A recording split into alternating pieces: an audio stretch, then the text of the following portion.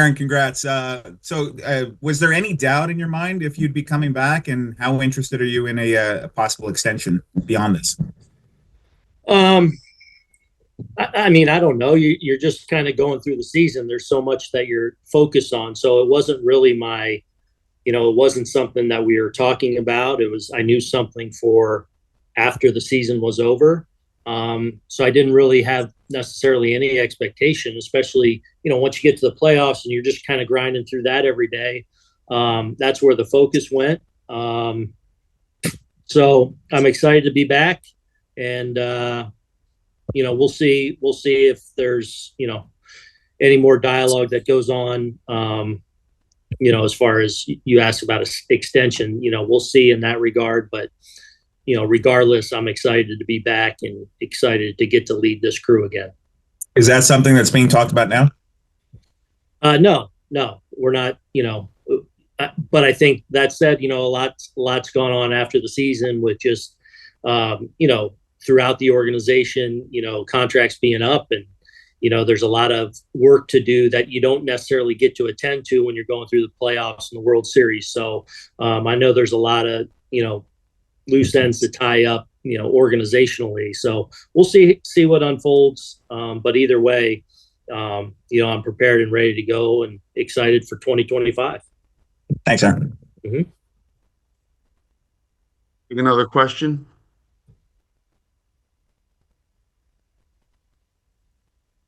Alfred, go ahead, buddy. Hi, Aaron. Hi. Congratulations on one more year. Looking ahead to the next season, what does Jason Dominguez's future looks like? Do you expect him to be part of everyday lineup? And if so, do you see him playing more center field, left field?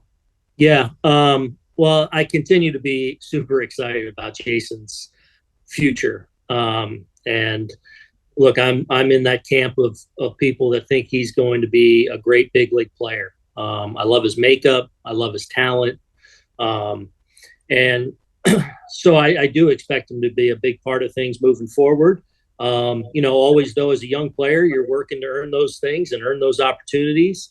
I fully expect him to be a big part of what we do this coming year. Whether that's in center or left kind of remains to be seen. It depends how our offseason shakes out. You never know, what our roster looks like going into spring training. But certainly feel like, he has that versatility to do either one. Thank you, Aaron. Mm-hmm. Mark Sanchez. Hey, Aaron, congrats. I know you said that you'll see if there are talks about an extension and, loose ends to tie up and all of that, but would you be okay to manage next season without a new contract? Yeah. I mean, here I am. And the reality is there's, tons of people going to work every single day with that existence, and, where it's, year to year. And, we just had a season where, I had that realization this year, that reality this year. And, we had, we were overall able to put together a strong season and get to the World Series. But the reality is, this is the existence a lot of people, not only in baseball, but, in life in general have. So I'm excited to be here. I'm excited to be with this organization. I'm excited to work for the people that I get to work under and with, and especially this player group that so many of them have developed a really strong tie to. Ron Blum, you're next. Go ahead. Hi, Aaron. Congrats on this. With 10 days perspective now, how do you look back on the whole year? As more positive or more negative? It's, I think, as I said to you guys right after and said to our guys, this stays with you probably forever. The sting of not finishing it off and stays with you forever. There's, I talked about the 19 playoffs and, not getting through that. And, these are things that sting. And that's still, that wound is still there, when you get close to the top of the mountain. But you always have the perspective of, the amount of good things that went on this year with, being able to win a division and get back to the playoffs after a really challenging 23, getting a chance to play in the World Series, but not reaching that ultimate goal. When you get close, there's pain that goes with that. And that, part of the reason we do this is, or I guess the reality of doing this is that pain never goes away. And I think you look at the history of time and, whether it's talking to ex-players or ex-managers or coaches or whatever, they'll often talk to you about some of the toughest losses and some of those toughest moments that stick with you the most. And, that's certainly true. But proud of so many people and so many players and what they were able to accomplish this year. And, feel like some people that came into the mix for us that became significant parts of what we're doing, significant players in what we're doing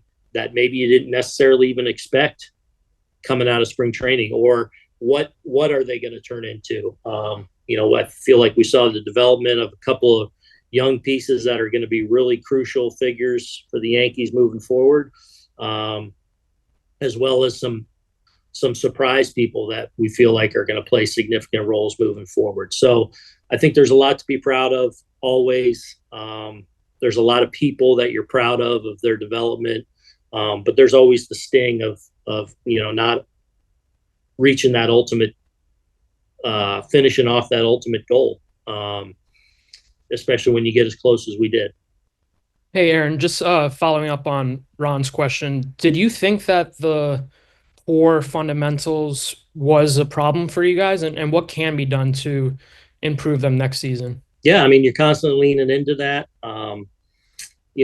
I think it's a story that, blew up too much, and understandably, we had a really, really tough inning. I mean, but I think if you go back throughout the course of the season, and especially for those of you that covered us, on a regular basis, 2024 was a year in which we had a very good offense. But if you go back and look at, storylines throughout the season, I felt like there were a lot of times that we were winning games because of whether it was a big defensive play, whether it was, small ball in a given day, whether it was, a game 4 where we get a double steal and a contact read at home. And like those things happen throughout the year on a regular basis. We won a lot of games because of little things that we did well over the course of the year. We didn't play well enough in the World Series. We obviously had a very tough inning that understandably gets a lot of attention in game 5. And that's part of the game. As far as there's nothing that we don't lean into heavily and invest a lot in from a detail standpoint. And we'll continue to do that and also try and continue to get better and evolve where we think we need to. And then separately, 2 years ago, you took on a role with Judge's free agency. I know your relationship with him was longer at that time. Are you going to be active with Soto's free agency at all? And are you planning on traveling to California with Hal? I am planning on being there for that. First of all, I mean, as you guys know, as I've kind of said all year, like, obviously what Juan did for us between the lines this year was pretty special and put together a remarkable season. But equally, I was just impressed with the person, and really getting to know him and getting to manage him was a pleasure. And, so I will be there next week. I certainly would love to have him back, obviously. I want him in pinstripes moving forward. But you also know there's going to be a lot of people competing for that, and who knows where it ends up. All I know is that we'll try and put our best foot forward with it and hope that Juan's back, but also know that whatever happens, confident that, the Steinbrenner family and the front office are going to do everything possible to, put us in a position to have another strong team, another team that has a chance to compete for a championship. And they've done that long before I got here, and I know that'll continue to be the case. Hopefully it's with Juan, and but we'll see how it all plays out. Gary Phillips. Hey, Aaron, congrats and thanks for taking the time today. Two questions for you. One, Cash mentioned Caleb Durbin the other day as just a possibility at second base. I'm curious just what stood out to you about him during spring training when you were around him. I think he's a stud.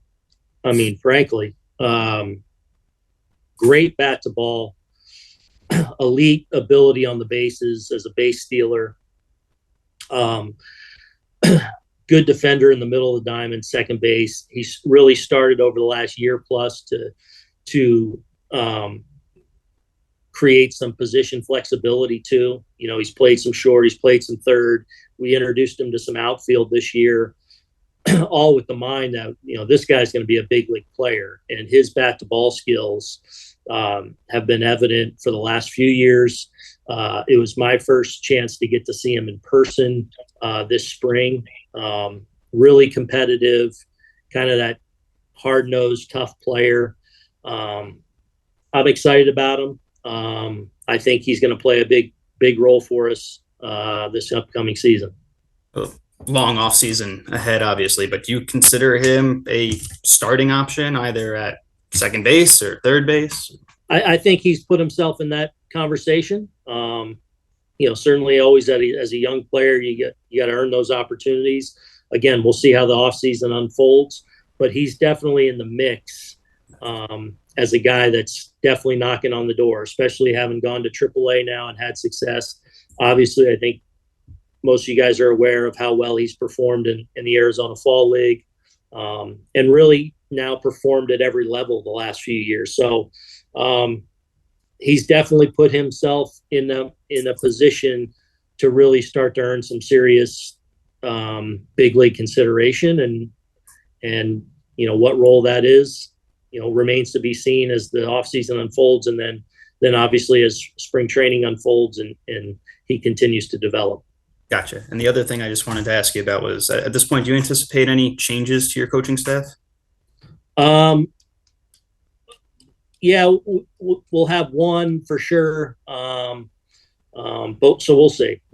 I would say largely intact is my expectation, but there could be one or two that end up changing. Nothing you're ready to share, it sounds like. No. Thanks, Aaron. Peter Splendorio.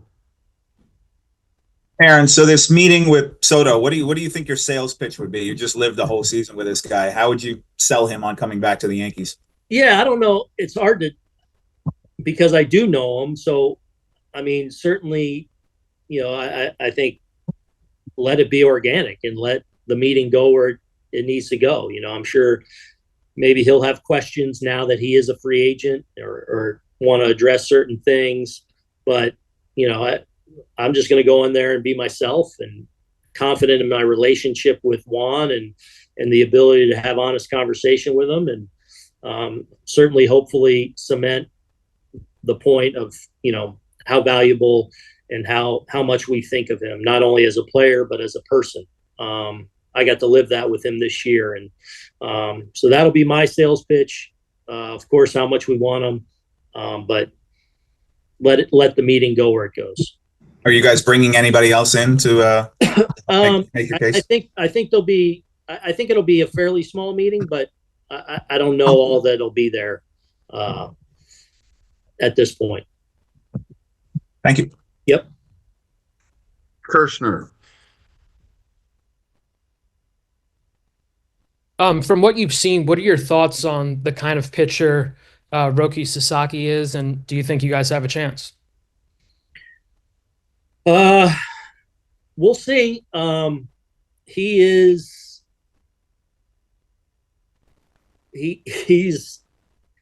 really gifted.